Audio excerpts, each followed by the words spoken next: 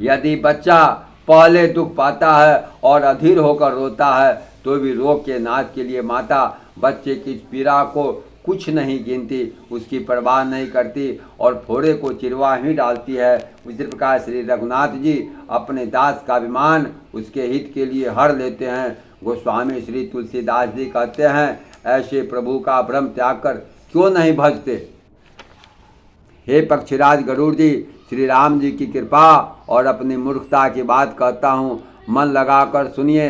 जब जब श्री रामचंद्र जी मनुष्य शरीर धारण करते हैं और भक्तों के लिए बहुत सी लीलाएं करते हैं, तब तब मैं अयोध्यापुरी जाता हूँ, उनकी बाल लीला देखकर हर्षित होता हूँ।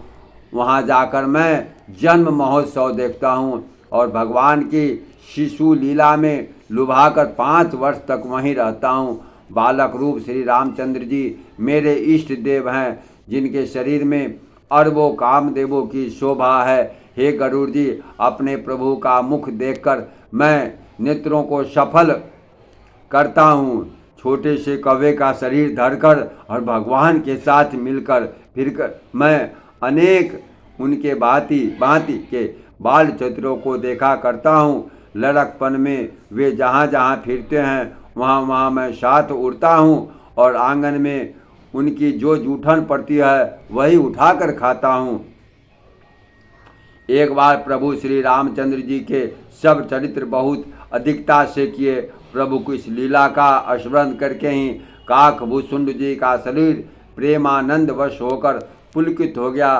काकभूषुंड जी कहने लगे, हे पक्षीराज सुनिए, श्री राम जी का चरित्र सेवकों को सुख देने वाला। अयोध्या का राजमहल सब प्रकार से सुंदर है। सोने के महल में नाना प्रकार के रत्न जड़े हुए हैं। सुंदर आंगन का वर्णन नहीं किया जा सकता, जहाँ चारों भाई नित्य खेलते हैं। माता को सुख देने वाली बाल विनोद करते हुए श्री रघुनाथ जी आंगन में विचर रहे हैं। मरकत मणियों के समान हरिताभ श्याम और कोमल शरीर है। अंग अंग में बहुत से कामदेव शोभा छाई हुई है। लाल कमल के समान लाल लाल कोमल चरण हैं। सुंदर अंगुलियां हैं। नक अपनी ज्योति से चंद्रमा की क्रांति को हरने वाली है। तलवे में ब्रज आदि के 4 सुंदर चिन्ह हैं। चरणों में मधुर शब्द करने वाले सुंदर निपुण हैं। मणियों रत्नों से जड़नी हुई सोने की बनी हुई सुंदर करघने का शब्द बड़ा सुहावना लग रहा है। उदर पर सुंदर 3 रेखाएं हैं। नाभि सुंदर और गहरी है। विशाल वक्षस्थल, अनेक प्रकार के बच्चों के आभूषण और वस्त्र सुशोभित हैं। जय